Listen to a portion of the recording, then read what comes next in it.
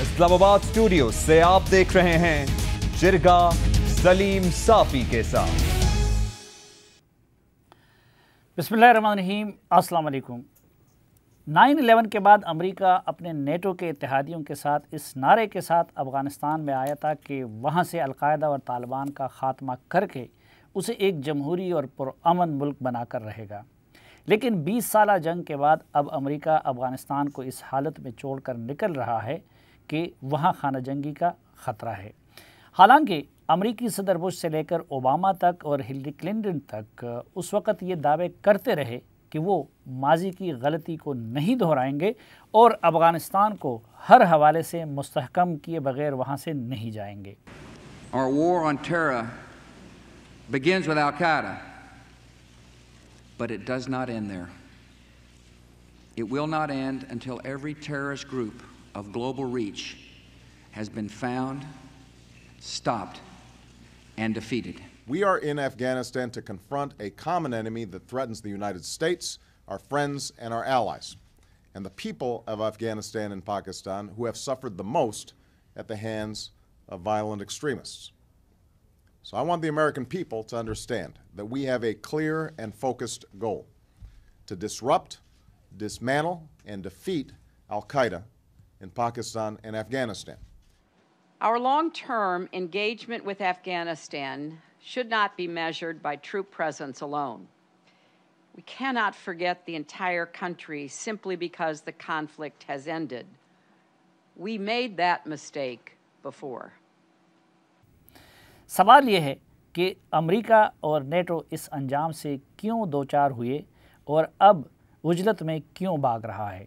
ایک طالب علم کی حیثیت سے میں اس سوال پر مسلسل غور کے بعد اس نتیجے تک پہنچا ہوں کہ یقیناً افغان حکومت کی بھی کمزوریاں رہیں اور پڑوسی ممالک یا علاقائی طاقتوں کو بھی کسی حد تک ذمہ دار قرار دیا جا سکتا ہے، لیکن حقیقت یہ ہے کہ اصل ذمہ دار خود امریکہ ہے، جس نے اپنے ساتھ نیٹو کے اتحادیوں کو بھی ہزیمت سے دوچار کیا۔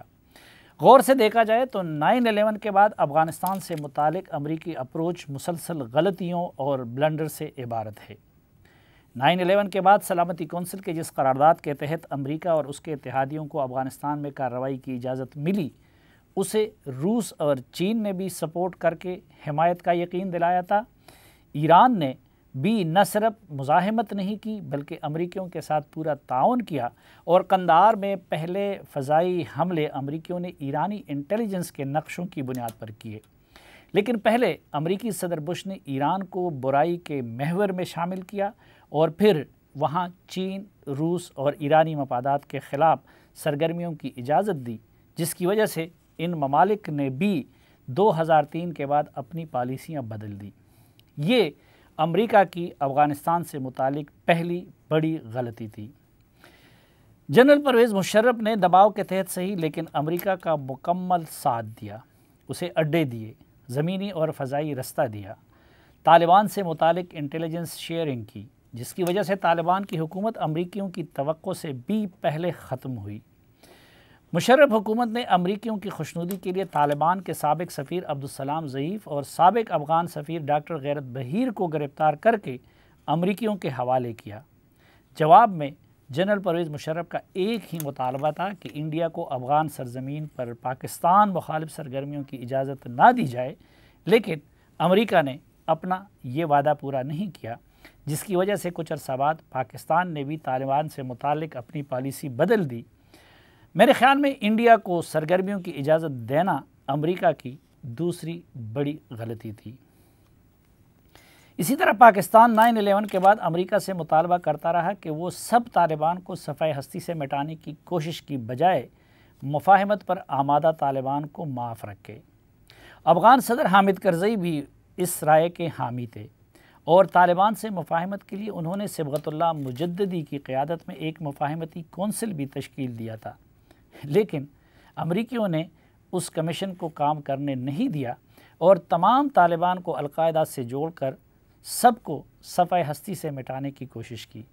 میرے نزدیک افغانستان سے متعلق یہ امریکہ کی تیسری بڑی غلطی تھی۔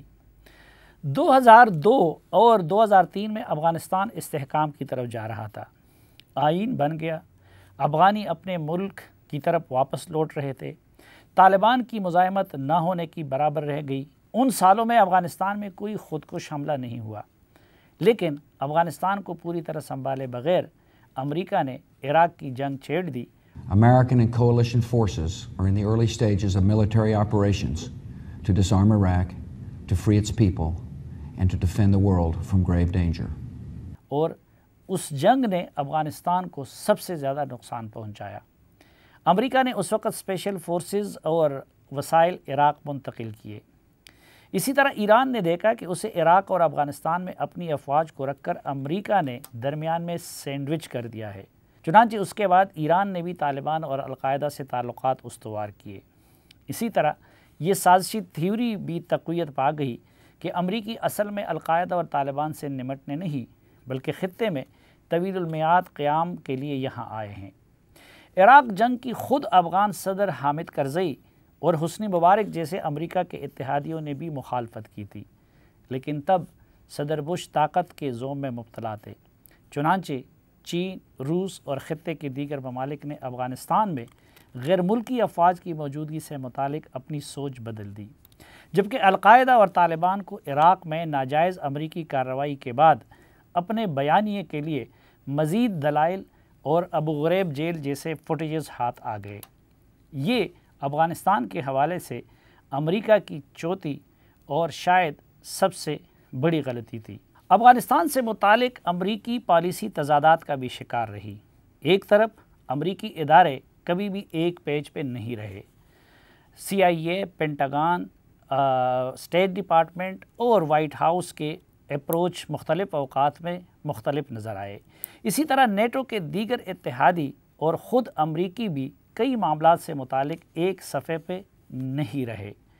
آپ اگر دیکھیں تو اوباما جیسے ذہین صدر نے بھی جو افغانستان سے متعلق پالیسی دی، اس میں ایک طرف انہوں نے سرج کی بات کی تھی اور دوسری طرف انہوں نے انخلا کی بات کی تھی۔ اسی طرح ڈونلڈ ٹرمپ نے صدر بننے کے بعد پہلے تو پاکستان کو دھمکیاں دی اور انڈیا کے کردار کو بڑھانے کی بات کی۔ We have been paying Pakistan billions and billions of dollars. At the same time, they are housing the very terrorists that we are fighting. But that will have to change, and that will change immediately. No partnership can survive a country's harboring of militants and terrorists who target U.S. service members and officials. It is time for Pakistan to demonstrate its commitment to civilization, order, and to peace. 9/11, the worst terrorist attack in our history, was planned and directed from Afghanistan because that country was ruled by a government that gave comfort and shelter to terrorists. A hasty withdrawal would create a vacuum that terrorists, including ISIS and Al-Qaeda, would instantly fill, just as happened before September 11th. لیکن بعد میں انہوں نے تمام معاملات پاکستان کے ذریعے چلانے کی کوشش کی۔ میرے نزدیک افغانستان سے متعلق تضادات پہ مبنی یہ پالیسی امریکہ کی ایک اور بڑی غلطی تھی۔ ڈونلڈ ٹرمپ کے دور میں امریکہ نے افغان حکومت کو بائی پاس کر کے طالبان کے ساتھ قطر میں مذاکرات شروع کیے۔ اس سے قبل جب صدر اوباما نے حامد کرزئی صاحب کے دور میں یہ کوشش کی تھی اور قطر میں طالبان کو دفتر کے قیام کی اجازت دی تھی، تو حامد کرزئی صاحب نے اپنی حکومت کی پوزیشن کے کمپرومائز ہو جانے کی وجہ سے اس کی شدید مزاحمت کی تھی، جس کی وجہ سے امریکہ نے اس وقت وہ سلسلہ بند کر دیا۔ اب جب کہ امریکہ نے طالبان کے ساتھ براہ راست مذاکرات کیے تو افغان حکومت کی حیثیت کافی کمزور اور کمپرومائزڈ ہو گئی۔ پھر جب امریکہ نے طالبان کے ساتھ جن شرائط کے ساتھ معاہدہ کیا، اس پہ بھی افغان حکومت خوش نہیں تھی۔ اس میں امریکہ نے طالبان کو دیا تو بہت کچھ، لیکن جواب میں وہ افغانوں کے لیے اور افغان حکومت کے لیے جنگ بندی بھی نہ رہ سکے۔ میرے نزدیک افغانستان سے متعلق امریکہ کی یہ ایک اور بڑی غلطی تھی۔ یہ اور اسی طرح کی دیگر غلطیاں بالآخر طالبان کے دوبارہ ظہور اور امریکہ اور نیٹو فورسز کے انخلا کے نتیجے پہ منتج ہوئی۔ لیکن اب سوال یہ ہے کہ افغانستان کا مستقبل کیا ہوگا؟ اگرچہ اس وقت افغان حکومت اور طالبان کے مذاکرات جاری ہیں، لیکن ان کے مفاہمت کا امکان بہت کم نظر آ رہا ہے۔ دوسری طرف اگر افغانستان دوبارہ خانہ جنگی کی طرف جاتا ہے تو یہ قوی خطرہ ہے کہ اس کے سب سے زیادہ مضر اثرات پاکستان پہ بھی مرتب ہوں گے۔ کیا طالبان اور افغان حکومت کے درمیان مفاہمت کا کوئی امکان ہے؟ اگر امکان نہیں ہے تو مفاہمت کی راہ میں رکاوٹ کون ہے، طالبان یا کہ افغان حکومت؟ اور کون سے ممالک ہیں جو کہ طالبان پہ اپنا اثر ڈال سکتے ہیں یا افغان حکومت پہ اثر ڈال سکتے ہیں کہ وہ مفاہمت کے لیے آمادہ ہو جائے؟ ان اور اس طرح کے دیگر سوالوں کا جواب جانیں گے اپنے آج کے مہمانوں سے، لیکن ایک مختصر سے وقفے کے بعد۔ ایک بار پھر خوش آمدید آپ کو جرگے میں۔ افغانستان کا حال کیا ہے اور مستقبل کے حوالے سے کیا امکانات اور خدشات ہیں، اس پہ بات کرنے کے لیے میرے ساتھ اسٹوڈیو میں موجود ہیں افغانستان کے حوالے سے اتھارٹی کی حیثیت رکھنے والے جناب طاہر خان صاحب، اور لندن سے مجھے جوائن کر رہے ہیں عالمی شہرت یافتہ اور افغان امور کے ماہر جناب سمیع یوسفزئی صاحب۔ طاہر خان صاحب، پہلے آپ بتائیے کہ کچھ مفاہمت کا امکان ہے طالبان اور افغان حکومت کے درمیان؟ بہت شکریہ۔ میرے خیال میں بہت جلدی تو نہیں۔ آج 12 پروگرام جو آپ کا ریکارڈ ہو رہا ہے 12 جون ہے، اور کل سے 10واں مہینہ یعنی 13 جون سے 10واں مہینہ شروع ہو جائے گا بین الافغانی مذاکرات کا۔ 12 ستمبر کو شروع ہوئے تھے اور اس وقت تک ایجنڈے پہ بھی اتفاق نہیں ہوا۔ رپورٹس آئی ہے چند دن پہلے، لیکن کوئی فارمل وہ نہیں ہے۔ تو اگر 10 مہینوں میں 9 مہینوں میں ایجنڈے پہ بھی اتفاق نہیں ہوتا کہ ایجنڈے پہ کون سا آئٹم، تو اس سے آپ اندازہ لگا لیجئے گا کہ مفاہمت کا امکان کتنا مشکل ہوگا۔ لیکن ایک امکان ہو سکتا ہے کہ اگر دونوں افغان حکومت بھی اور طالبان بھی اپنے عوام کے جو وہاں جو حالت ہے، وہاں جو جنگ ہے 40 سال سے پھر 20 سال سے، تو پھر تو ممکن ہے اگر اپنے موجودہ پوزیشن سے یہ پیچھے چلے جائے۔ اور اس وقت جو مسئلہ ہے وہ یہ ہے کہ افغان حکومت چاہتی ہے کہ طالبان اسی نظام کا حصہ بنے۔ طالبان کہتے ہیں کہ یہ حکومت ختم ہوگی اور اسلامی نظام اور اس میں تمام، تو یہاں معاملہ رکا ہوا ہے۔ اور لیکن اب دیکھتے ہیں، کیونکہ جنگ بھی بہت شدت اختیار کر گیا ہے، اور ابھی جو خبریں آ رہی ہے تقریباً روزانہ 1-2 اضلاع پہ طالبان قبضہ کرتے ہیں، کنٹرول حاصل کرتے ہیں۔ اور ابھی جو رپورٹس افغان میڈیا میں، تو تقریباً کوئی یہ مہینے میں 20 سے زیادہ اضلاع پہ قبضہ طالبان نے کیا ہے۔ اور طالبان کی کیجوالٹیز بھی بہت ہے، کیونکہ افغان فورسز بھی کافی سارے اب وہ ایئر اسٹرائک کافی سارے کرتے ہیں۔ تو ایک مشکل حالت ہے، لیکن سب سے جو تلخ اور ایک افسوسناک پہلو اب ہے افغان لڑائی کا کہ دونوں جانب سے افغان مر رہے ہیں۔ دوحہ معاہدے کے بعد اس وقت تک، جس کے 1 سال سے زیادہ ہو گیا ہے، 29 فروری کو 2020 پہ دستخط ہوئے تھے، اور جون 12 تک ایک امریکی اور ایک غیر ملکی فوجی طالبان کے حملے میں ہلاک نہیں۔ ہاں، وہ دونوں تو ایک دوسرے کا تماشا دیکھ رہے ہیں۔ سمیع یوسفزئی صاحب، یہ بڑا عجیب کہ پورے سال میں نہ ایک امریکی مرا اور نہ امریکیوں نے طالبان کے خلاف کوئی گولی چلائی۔ تو یہ جو ایک امریکہ کا رویہ تھا، پہلے تو امریکی بش بھی کہتے رہے، وہ بھی کہتے رہیں، ہیلری کلنٹن بھی کہتی رہی کہ ہم افغانستان کو اس طرح چھوڑ کے نہیں جائیں گے اور ماضی کو نہیں دہرائیں گے، لیکن لگتا ہے کہ امریکی صرف نکل نہیں رہے بلکہ بھاگ رہے ہیں۔ تو دوسری طرف افغان حکومت کو بائی پاس کر کے اس نے طالبان کے ساتھ یہ مذاکرات کیے۔ آپ کیا سمجھتے ہیں کہ امریکی خود کتنے ذمہ دار ہیں، اور کیا امریکی خود چاہتے ہیں کہ افغانستان اسٹیبلٹی کی طرف جائیں؟ بسم اللہ الرحمن الرحیم۔ صافی صاحب، میرے خیال میں امریکہ کا ایک ہدف تھا یہاں آنے کا، اور 20 سال یہاں پر ٹھہرے، کچھ اہداف تو انہوں نے حاصل کیے۔ مثلا طالبان دوری حکومت ختم ہوا۔ طالبان دوری حکومت میں ایک سنگل گرلز بھی اسکول میں نہیں تھا، اب ملین سے۔ طالبان دور میں کوئی خاتون ورکر نہیں تھا، دفتروں میں آپ ہزاروں میں ہے۔ اس وقت میڈیا نہیں تھا، اب میڈیا آزاد ہے. اس وقت کوئی الیکشن، کوئی پارلیمنٹ کا اتھارٹی نہیں تھا، اب تو موجود ہے. یہ تو ہم کہہ سکتے ہیں کہ امریکہ یہاں پر جو اہداف حاصل کرنے کے لیے آیا تھا، القاعدہ بھی ختم ہوا، تقریباً ختم ہوا، انہوں نے تو کچھ اہداف حاصل کیے، لیکن میرے خیال میں امریکہ کے لیے اب افغانستان کوئی ریاست نہیں تھا امریکہ کہ وہ ہمیشہ کے لیے یہاں پہ ٹھہرے. نہ انہوں نے کوئی ایسا گندم کاشت کیا افغانستان میں کہ ساری عمر ان کو دیکھ بھال کرتے رہے.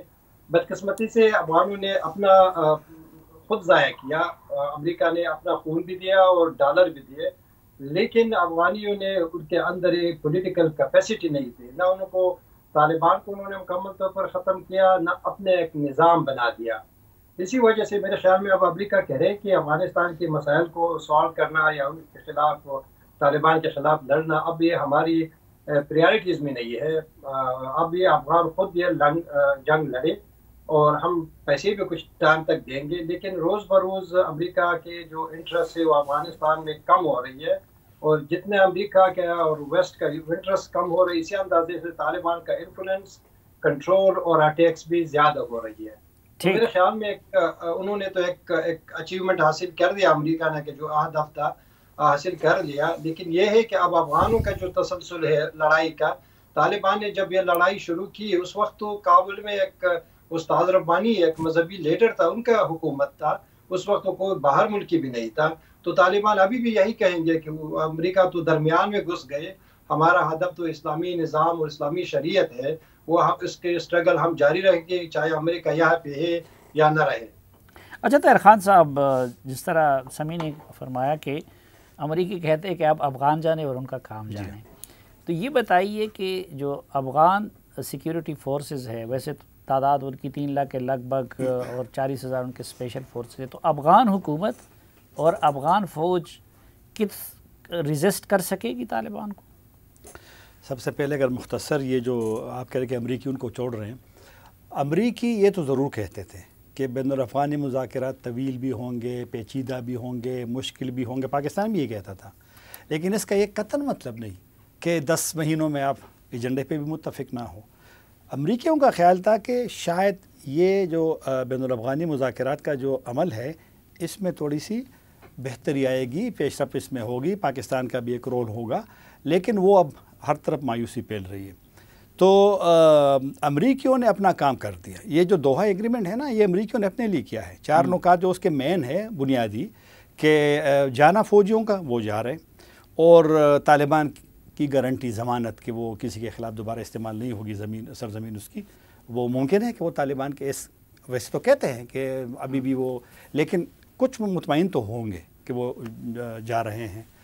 اور بلکہ وہ تو 11 ستمبر کی بات کر رہے ہیں، لیکن ہم نے یہاں سنا ہے بڑے اہم ذمہ داران سے اسلام آباد میں بھی اور کابل میں بھی کہ شاید کہ وہ امریکہ کا جو یوم آزادی ہے 4 جولائی کو، شاید کہ وہ اس وقت تک اپنے 2,500 تو تھے اور میں نکل رہے ہیں، تو میرے خیال میں چند سو رہ گئے. اور وہ کل جو 2 دن پہلے جو پینٹاگون کا بیان تھا کہ 50% چلے گئے ہیں. ہاں ٹھیک ہے، تو 50% تو جا سکتے ہیں، تو 1200 رہ گئے ہوں گے، 2 جولائی سے پہلے ہو جائیں گے. بیسز بھی خالی کر رہے ہیں. آپ مزاحمت کی بات کی ہے، تقریباً 3.5 لاکھ افغان فوجی اور پولیس اور سارے جو سیکیورٹی وہ ملا کر کے تو وہ ہے. اور وہ تو اگر پاکستان کی آبادی سے کرے تو پاکستان سے وہ زیادہ ہے. اگر 22 کروڑ آبادی اور افغانستان کی تقریباً 4 کروڑ کے لگ بھگ ہے، لیکن مزاحمت تو وہ کر سکتے ہیں، اس میں کوئی شک نہیں ہے. کیونکہ طالبان نے تو ذل و اضلاع کا، میں نے کہہ دیا کہ انہوں نے قبضہ کیا ہے، لیکن وہ دور دراز علاقے ہیں تو ان پہ وہ قبضہ کرتے ہیں. ابھی تک کوئی پروونشل اس پہ نہیں ہوا، قبضہ طالبان کا نہیں ہوا.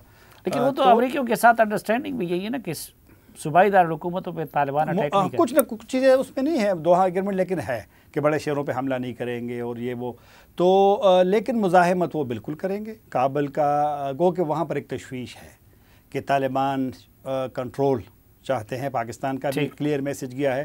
اور ابھی کبھی کبھی طالبان کے کچھ ذمہ داران کے بیانات آتے ہیں وہ شکوک پیدا کرے. چند دن پہلے سابق جو ان کے وزیر اطلاعات ہیں امیر خان متقی کا بیان میں نے خود سنا ہے، آڈیو اس نے جاری کی ہے کہ 70% پہ انہوں نے کہا کہ ہمارا قبضہ ہے، دعویٰ کیا، اور جو 30% بھی ہو جائے گا تو امن بھی آ جائے گا اور مسئلہ بھی آ جائے گا. اچھا سمی یوسفزئی صاحب، ایک رائے یہ کہ جی طالبان چونکہ یہ سمجھتے ہیں کہ ہم طاقت کے زور پہ عنقریب کابل ویسے بھی ہماری جھولی میں آ گرے گا، تو اس لیے ان کو کوئی خاص دلچسپی نہیں ہے مذاکرات میں، اور وہ چاہتے ہیں کہ بھئی ہم کیوں اپنے آپ کو قواعد و ضوابط کا پابند بنائیں یا عالمی قوانین کا۔ دوسری ایک رائے یہ کہ جو اس وقت اشرف غنی صاحب کی حکومت ہے وہ یہ سمجھتی ہے کہ اگر ڈیل ہوئی تو سب سے پہلے ان کو رخصت ہونا پڑے گا۔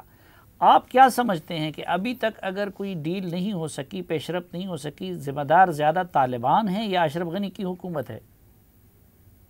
میرے خیال میں ڈاکٹر صاحب اشرف غنی کا جو استعفیٰ نامہ ہے وہ بالکل خلیل زاد صاحب کے جیب میں پڑا ہوا ہے۔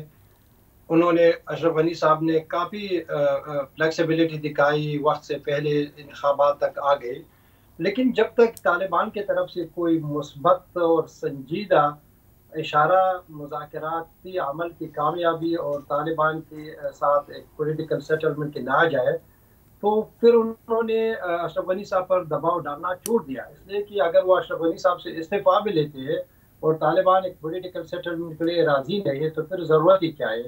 اسی وجہ سے امریکہ کافی مایوس ہوا، انہوں نے جو ایگریمنٹ کیا اس کے مطابق افغانستان سے نکلنا چھوڑ دیا۔ ان کو پتہ تھا کہ طالبان کے ذہن میں کوئی پولیٹیکل پروسیس کا حصہ بننے کا سوچ ہی نہیں ہے، ان کا سوچ یہی ہے کہ بس ہم کابل پہ قبضہ کریں گے۔ میرے خیال میں سب سے جو الارمنگ ہے وہ یہ ہے کہ طالبان کو گزشتہ 8 سال میں یا 9 سال میں امریکہ اور انٹرنیشنل کمیونٹی نے کافی ان کو پلیٹ فارم دیا، ان کو قطر میں بٹھا دیا۔ ان کا یہ خیال تھا کہ آہستہ آہستہ طالبان ایک پولیٹیکل سیٹلمنٹ کی طرف، ایک پولیٹیکل پروسیس اور پولیٹیکل پارٹی میں کنورٹ ہو جائیں گے، لیکن بدقسمتی سے جو طالبان دنیا کے سارے ممالک میں گھومتے پھرتے ہیں، ماسکو سے لے کر ایران سے لے کر اوسلو اور قطر تک، ان کی ذہنیت میں کوئی پولیٹیکل میچورٹی یا پولیٹیکل پارٹی یا افغانستان کے پولیٹیکل فیوچر بننے کا کوئی خواب ہی نہیں ہے۔ اسی وجہ سے وہ مایوس ہو گئی، اور میرے خیال میں یہی مایوسی سب کے لیے خطرناک ہے، افغانستان کے نیبرز کے لیے بھی اور افغانستان کے دور جو ممالک ہے، کہ طالبان اگر ایک پولیٹیکل سولوشن کا حصہ بن جاتا ہے، ابھی بھی ان کو حکومت میں 60% تک وہ دے سکتے ہیں امریکہ، اور یہ ایگریمنٹ یہ پروپوزل امریکہ دے سکتے ہیں، لیکن وہ اس وقت دیں گے جب طالبان کی طرف سے ایک سبز اشارہ تو مل جائے نا۔ طالبان مسلسل کہہ رہے آپ نکل جائے پھر ہم دیکھیں گے، تو ظاہری بات ہے اس وقت طالبان کا مسئلہ ہے کہ وہ بڑے ہر مسئلے پر ان کا خاموشی ہے۔ مثلا اب طالبان سے پوچھے کہ مستقبل میں اگر آپ نے کابل پہ قبضہ کر دیا، خواتین کا کیا کردار ہوگا، وہ آپ کو نہیں بتائیں گے۔ القاعدہ کے بارے میں کیا کردار ہوگا، وہ کہ نہیں اس وقت دیکھیں گے۔ تو میرے خیال میں دنیا اتنی پریمیچور نہیں ہے کہ طالبان اس وقت تک جائے پھر وہ طالبان کو دیکھیں گے۔ سب سے بڑا مسئلہ یہ ہے کہ طالبان کا جو اگر کابل پر قبضہ بھی کر لے، وہی جو ان کا جو پرانا طریقہ کار ہے اسی طرح ایک حکومت ہوگا ان کا، جو انٹرنیشنل کمیونٹی کے لیے تو کبھی بھی قابل قبول نہیں ہوگا۔ حتیٰ کہ پاکستان نے بھی ایڈوانس میں کہہ دیا کہ ہمارے لیے امارت قابل قبول نہیں، افغانیوں کے لیے تو بالکل نہیں، اس لیے کہ ایک نیا افغانستان ہے۔ آج افغانستان کی جو جنریشن ہے 21 سال سے جوانوں پر مشتمل ہے، اور وہ اس وقت پیدا ہوئی جب طالبان کے کولیپس ہوا۔ انٹرنیٹ کا دور ہے، سوشل میڈیا کا دور ہے، میڈیا کا دور ہے۔ اگر طالبان اسی سوچ میں ہے کہ جس طرح ہم نے 2001 تک حکومت کیا اسلام کے نام پہ، اسی طرح ہم قائم اور دائم رہیں گے، ہماری ذہنوں میں کوئی نیا نقشہ نہیں ہے، کوئی نیا حالات کے مطابق کوئی روڈ میپ نہیں ہے۔ تو میرے خیال میں یہی سب سے بڑی مایوسی ہے۔ طاہر خان صاحب، یہ جو سمیع صاحب کہہ رہے ہیں کہ جی اشرف غنی کا استعفیٰ خلیل زاد کی جیب میں ہے، تو اگر ان کو کسی بھی وقت امریکی رخصت کر سکتے ہیں، اور دوسری طرف افغان حکومت یہ دعویٰ کر رہی ہے یا الزام لگا رہی ہے کہ جی طالبان پاکستان کی جیب میں ہیں، اور پاکستان یہ ریئلائز بھی کر رہا ہے، جس کی طرف سمیع نے اشارہ کیا کہ وہاں پہ خانہ جنگی کا سب سے برا ایفیکٹ پاکستان پہ ہوگا، تو پھر اگر امریکہ اشرف غنی کو مجبور کر سکتا ہے اور پاکستان یا چین اور اس طرح کے ممالک مل کے طالبان کو مجبور کر سکتے، تو کیا طالبان کو پاکستان اور اس طرح کے ممالک کسی حل کے لیے مجبور نہیں کر سکتے؟ میرا نہیں خیال کہ مجبور کر سکتے۔ 2 ڈیلیگیشن پاکستان کے گئے ہیں، ایک اپریل کے آخری ہفتے میں، ایک پھر ابھی چند دن پہلے، اس میں صادق صاحب بھی تھے، دیگر لوگ بھی تھے، اور ان کا بنیاد یہی تھا کہ آپ لوگ اپنا ایک تو جس طرح یہ بات درست کی ہے کہ طالبان کلیئر بیان واضح چیز نہیں دیتے کسی بھی معاملے پہ. آپ اس سے آپ ابھی طالبان سے آپ نے بات کی ہے, اس سے آپ پوچھتے کسی, اب دیکھو نا آپ نے سوال کیا ترکی کا, اس کا جواب میں سن رہا تھا, وہاں بیٹھا ہوا تھا دور, تو واضح جواب نہیں تھا. جو بھی آپ نے اس سے پوچھا کسی بھی چیز کا اس نے جواب نہیں دیا. انتہائی ڈپلومیٹک انداز میں ان کا اپروچ بھی ہوتا ہے, ان کا ترجمان بھی انتہائی ڈپلومیٹک جواب دیتا ہے. تو پھر میرا ایک سوال یہ ہے کہ انہوں نے دنیا دیکھ لی, پھر اب دنیا کے ساتھ انہوں نے انٹریکٹ بھی کیا اور اس طرح ڈپلومیٹک انداز میں جواب دیتے ہیں, تو کیا طالبان یہ نہیں سوچتے کہ جس طرح ماسکو میں فیصلہ ہوا کہ چین کو بھی قابل قبول نہیں, روس کو بھی نہیں, پاکستان کو بھی قابل قبول نہیں ہے, تو طالبان اپنی امارت کی بحالی پہ اصرار کیوں کر رہے ہیں؟ اور کیا وہ یہ سوچتے نہیں ہیں کہ اگر پڑوسی ممالک اور ریجنل پاورز بھی حق میں نہ ہو, امریکہ بھی حق میں نہ ہو, تو وہ اس کو کیسے چلائیں گے اپنے نظام کو؟ ان کی الگ دنیا ہے, وہ دنیا کے یہ جو نزاکتیں ہیں, جو سوچ ہے, اور یہ ٹھیک کہا سمی نے, افغانستان آپ بھی جاتے میں بھی جاتا ہوں, وہاں بالکل اب نیا افغانستان ہے, وہاں یونیورسٹیز ہے, اور یہاں ینگ اور یوتھ جو ہے نا وہ, اور افغان اس لیے طالبان سے ناراض ہے کہ طالبان کے جنگ میں عام افغانوں کا بہت نقصان ہوا ہے, اور طالبان کے لیے یہ بڑا اچھا موقع ہے کہ اگر ابھی یہ جنگ بندی کرے تو افغان کافی ساری چیزیں ان کی بلا دیں گے. اور ہم سنتے ہیں افغانوں سے, کسی کے چھ لوگ جو جنگ میں مرے ہیں وہ کہہ رہے ہم سب معاف کر دیں گے, لیکن طالبان نہیں آ رہے. ابھی یہ جو مسئلہ ہوا ہے نا بین الاقوامی مذاکرات میں, اس میں جنگ بندی کا بھی ایشو ہے. طالبان کہہ رہے جنگ بندی اس وقت کریں گے جب موجودہ حکومت چلی جائے. اور بلکہ بھی ذبیح اللہ مجاہد کا ترجمان طالبان کا بھی جو اپنی ان کی ریڈیو شریعت ہے, اس کو جو ایک انٹرویو دیا بہت تفصیلی, تو اس میں تو اس نے کہا کہ جنگ بندی اسلامی نظام کے نفاذ کے بعد ہوگی. تو اگر یہ والی صورتحال ہے تو پھر اسلام 10 مہینے میں تو ایجنڈے پہ بات نہیں ہو سکی. پھر اسلام, اچھا جب ان سے لوگ پوچھتے ہیں کہ آپ کا اسلامی نظام کا وہ کیا ہے, طرح کہتے ہیں پشتوں میں ان کو, پلان کیا ہے, منصوبہ کے جواب نہیں آتا. اب وہ یہ کہہ رہے ہیں کہ صرف اشرف غنی حکومت کے خاتمے کے بعد نہیں بلکہ اسلامی نظام کے بعد ہی جنگ بندی ہوگی. یہی کہا ہے, آپ سنیں نا, میرے پاس پڑا ہے انٹرویو پورا کے پورا اس نے. تو یہ اب اسلامی نظام کیسے ہوگا, کب ہوگا, تو یہ طالبان کو کافی چیزیں واضح کرنی پڑے. سفارتی جواب بالکل دے دے کوئی وہ, لیکن کچھ چیزیں تو واضح کرنی پڑے گی نا, وضاحت کرنی پڑے گی. تو اب یہ ہے کہ وہ کسی کی نہیں مانتے. سمی کیا کیا جا سکتا ہے, پڑوسی ممالک کیا کریں, عالمی طاقتیں کیا کریں کہ افغانستان ایک مرتبہ پھر تباہی اور خانہ جنگی سے بچ جائے, یا طالبان اور افغان حکومت کسی پولیٹیکل سیٹلمنٹ پہ آمادہ ہوں؟ دیکھیں گزشتہ 40 سالوں میں افغانوں نے اپنی طرف سے کوئی پولیٹیکل سیٹلمنٹ نہیں کیا, کوئی ایگریمنٹ نہیں کیا. اگر ہوا بھی تو وہ یا بھول میں ہوا, یا پشاور کے گورنر ہاؤس میں ہوا, یا اسلام آباد میں ہوا, یا مکہ المکرمہ میں ہوا مجاہدین کا. اس کا کوئی ٹریک ریکارڈ نہیں ہے کہ افغانی نے خود بیٹھ کر ایک مسئلہ حل نکال دیا ہو. اب میرے خیال میں ابھی بھی اسی صورتحال ہے. اب دنیا کو, طالبان کو وہ کہہ رہے ہیں کہ آپ اپنا ایک پروپوزل دیں, ہم اس پر بات کریں گے.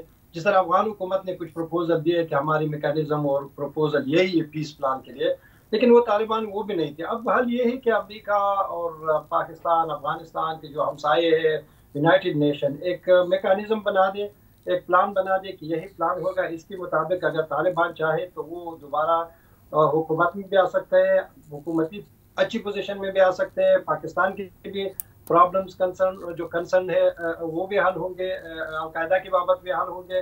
آپ اس پر عمل کریں. اس کے علاوہ میرے خیال میں کوئی حل نہیں ہے.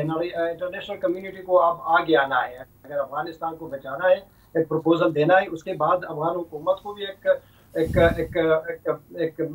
خط ڈرا کرنا پڑے گا کہ اس سے یہاں تک آپ جا سکتے ہیں. طالب کو بھی ایک خط یعنی ایک باڈی بنا سکتے ہیں کہ یہاں تک آپ جا سکتے ہیں. اس کے علاوہ مجھے نہیں ہے خیال کہ افغان اپنے درمیان کوئی مصالحات کرے. تو حل یہی ہے کہ ایک انٹرنیشنل کمیونٹی کا جو رول ہے وہ ایکٹیو ہو جائے. یہ سارے مل کر ایک پیس پروپوزل دے. چاہے اسی وجہ سے میرے خیال میں وہ کوشش کرے کہ ترکی میں اس طرح کوئی صورتحال بن جائے. اسی وجہ سے طالبان وہاں سے جانے سے ڈرتے. وہ کہنے کہ ایسا نہ ہو کہ عالمی جو قوتیں ہیں یا افغانستان کے نیبرز ہیں وہ سب ملا کر طالبان کو اور افغان حکومت کو ایک پروپوزل دے. میرا خیال ہے کہ افغان حکومت تو ظاہر بات ان کے پاس کوئی آپشن نہیں, وہ مانیں گے, لیکن طالبان کو چون کو یقین ہے کہ وہ نہیں مانیں گے, تو اسی وجہ سے وہ اس طرح ترکی کی طرف بھی نہیں جا رہے. تو اس کے علاوہ کہ انٹرنیشنل کمیونٹی ایک proposal they, out of box solution جس کو کہتے ہیں, ان کو کہہ دے کہ بس آپ کو یہ کرنا ہے.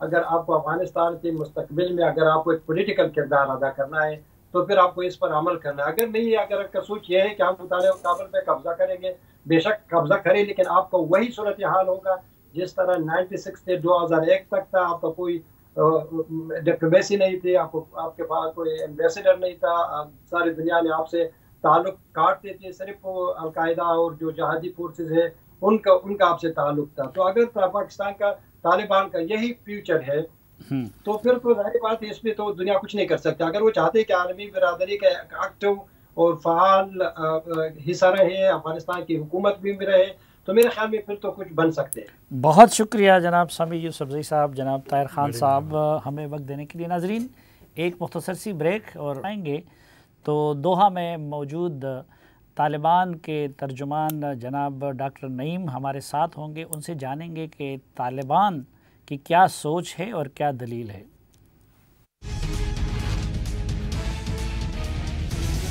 ایک بار پھر خوش آمدید. آپ کو جرگے میں لے چلتے ہیں، آپ کو قطر کے دارالحکومت دوحہ، جہاں سے ہمیں جوائن کر رہے ہیں طالبان کے ترجمان ڈاکٹر محمد نعیم. ڈاکٹر صاحب دارہ تو ہوا ہے ڈاکٹر صاحب ڈاکٹر اشرف غنی کی حکومت سے مذاکرات کس مرحلے میں ہیں؟ خبر اتری اس پر کم مرحلے کی دی. بسم اللہ الرحمن الرحیم. آپ کو اور آپ کے تمام سامعین اور پاکستانیوں کو سلام. جیسا کہ آپ کے علم میں ہے کہ عید کے دوسرے دن ہم نے اعلان کیا تھا کہ ہم مذاکرات کے لیے تیار ہیں. ہم نے مذاکراتی ٹیم تشکیل دے دی. ہم ابھی بھی انتظار میں ہیں، لیکن دوسری طرف سے تاخیر ہو رہی ہے اور وہاں سے مذاکراتی وفد بھی مکمل نہیں ہو پا رہا. کچھ دن قبل ان کی ٹیم کے سربراہ تشریف لائے تھے اور ہمارے مشران سے بات چیت بھی ہوئی تھی. اس بات چیت میں اس بات پر اتفاق ہوا تھا کہ مذاکرات کو تیزی سے آگے بڑھایا جائے گا. اس کے بعد ہم ابھی ان کی طرف دیکھ رہے ہیں. ہماری طرف سے کوئی رکاوٹ، کوئی مشکل نہیں. ڈاکٹر صاحب دو روز آگاہو سعودی عرب، 2 روز قبل سعودی عرب میں علماء کی کانفرنس ہوئی جس میں انہوں نے دونوں فریقوں سے جنگ بندی کا مطالبہ کیا. آپ اس کانفرنس کے اعلامیہ کو کس نظر سے دیکھتے ہیں؟ نو دغه علماو چې دا کومه غونډه شوې ده یا غوښتنه شوې ده هغې ته تاسو په کوم نظر باندې ګورئ؟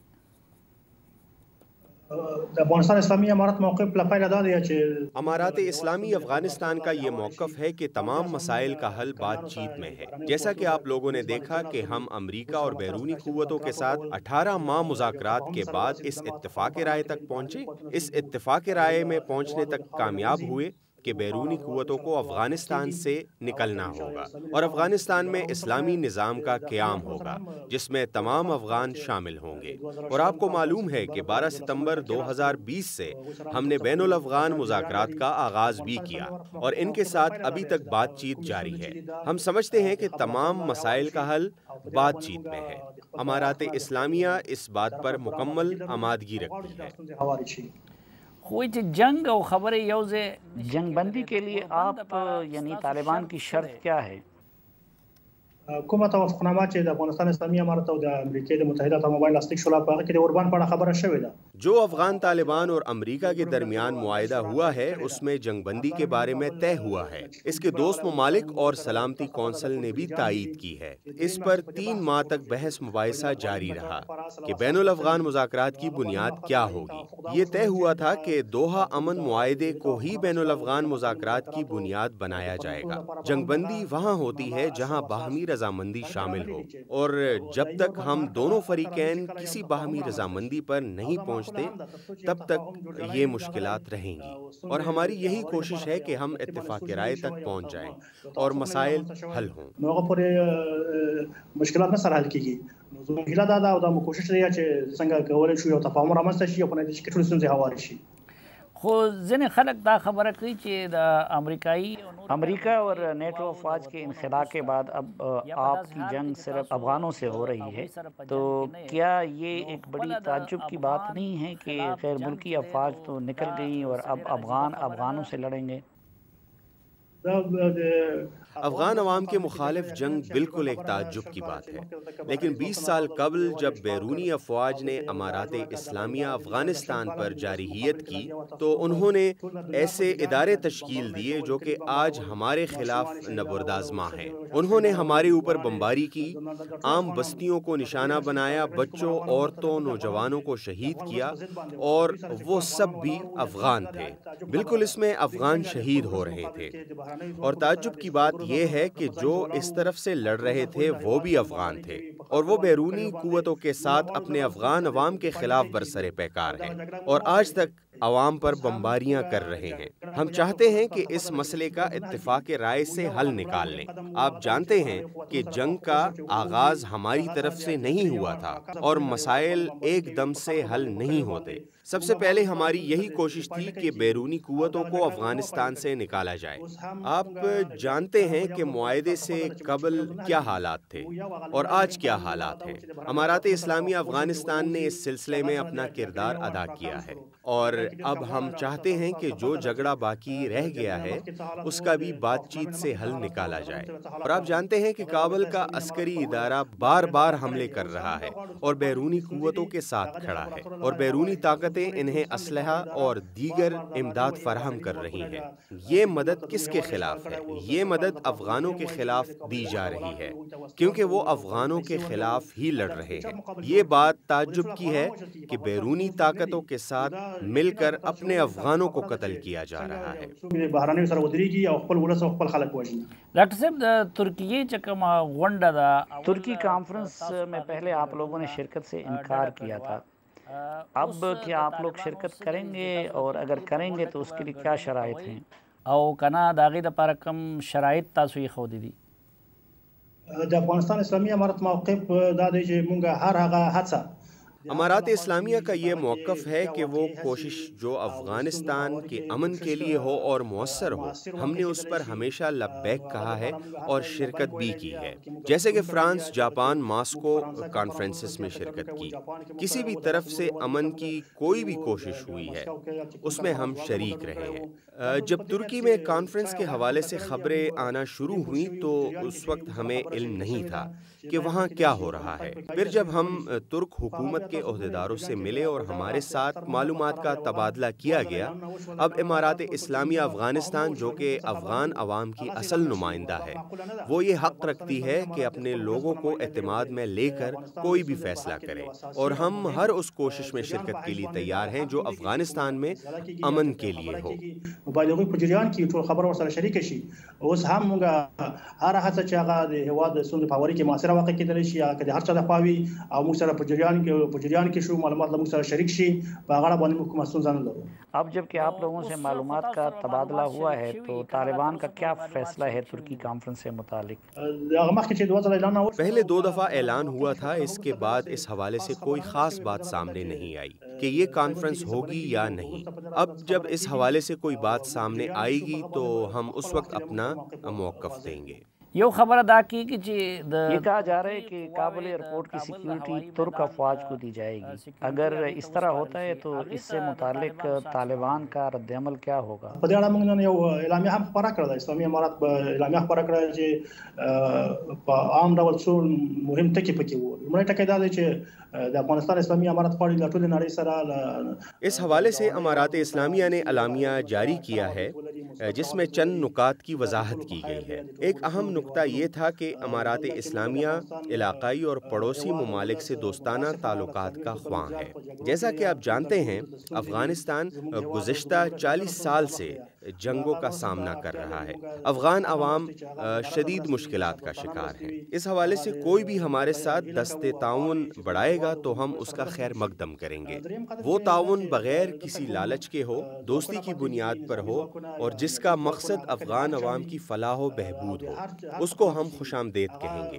لیکن وہ تعاون جو افواج یا انٹیلیجنس، وہ چاہے کسی کی بھی ہو یا کسی بھی نام سے ہو، وہ ہمیں قابل قبول نہیں، نہ اس کو افغان عوام قبول کرے گی اور نہ امارات اسلامیہ۔ ہماری کوشش ہے کہ اس قسم کا کوئی اقدام نہ اٹھایا جائے۔ جیسا کہ ہم نے 2001 میں بیرونی قوتوں کی جارحیت کی مخالفت کی اور مزاحمت کی تھی، اس وقت ہماری بات کو نہیں سنا گیا تھا۔ پھر آپ لوگوں نے دیکھا کہ حالات کہاں تک پہنچ گئے تھے۔ افغانستان میں سفارت خانوں، ہوائی اڈوں، ہسپتالوں اور درسگاہوں کی حفاظت افغان خود کریں گے، اس کے لیے کسی کی ضرورت نہیں۔ گھرونو امنیت د خیریه بشري مؤسساتو کارکونکو امنیت، ډیپلوماټانو امنیت، دا ټول خپل د افغانانو مسؤلیت دی، هغه به دوی ساتي۔ ڈاکٹر صاحب سے کہا جا رہا ہے کہ پاکستان سے امریکہ نے ہوائی اڈوں کا مطالبہ کیا ہے اور شاید دیگر پڑوسی ممالک سے بھی بات ہو رہی ہے۔ آپ لوگوں نے رد عمل دیا تھا اور پڑوسی ممالک کو وارن کیا تھا کہ وہ امریکہ کو اڈے نہ دے، اس میں کیا آپ لوگوں کا اشارہ پاکستان کی طرف تھا؟ آیا پاکستان توا کا بلکم هیواد توا؟ لومړی دا چې دلته په سیمه کې په هیواد کې د بهرنیو ځواکونو پاتې کېدل دا د هیچا په ګټه نه دي۔ ہم سمجھتے ہیں کہ اس خطے میں بیرونی افواج کی موجودگی کسی کی مفاد میں نہیں۔ بیرونی قوتوں کی موجودگی سے خطے میں مشکلات پیدا ہوں گی۔ ہم تمام علاقائی ممالک کو ایسے اقدامات اٹھانے چاہیے جو خطے کے مفاد میں ہوں، نہ کہ کوئی ایسا اقدام اٹھائیں جس سے ہم اپنے عوام کو آگ میں جھونک دیں۔ اور دوسری بات، ہوائی اڈوں کے حوالے سے اعلامیہ کو ہم نے اس طرح کی خبروں کے بعد جاری کیا کہ ایسا کوئی قدم نہ اٹھایا جائے، اور اس کی روس کے کابل میں نمائندے نے بھی اور دیگر ممالک اور پاکستان نے بھی اس امکان کو رد کیا ہے۔ اس کا ہم خیر مقدم کرتے ہیں۔ ہم چاہتے ہیں کہ ایسا کوئی قدم نہ اٹھایا جائے، یہ سب کے لیے نقصان کا باعث ہوگا۔ پاکستان هم دا خبره رد کړه، نو موږ دا ښه اقدام دی، موږ دې قدر کوو او دا مهیله ده چې داسې کار ونه شي، او ځکه چې دا د ټولو په تاوان دی۔ ډاکټر نعیم صاحب، موږ له د وخت راکولو زموږ څخه د خبرو دپاره ډیره مننه۔ تاسو هم مننه، خوشحاله اوسئ۔ ناظرین، جرگے سے اجازت چاہوں گا اس دعا کے ساتھ کہ افغانستان اور پاکستان امن کے گہوارے بنیں، اور اس امید کے ساتھ کہ پاکستان اور افغانستان امن کے گہوارے بن کر ایک دوسرے کے حقیقی دوست اور بائی ممالک کی حیثیت سے مستقبل کی طرف گامزن ہوں۔ اجازت دیجیے، اللہ حافظ۔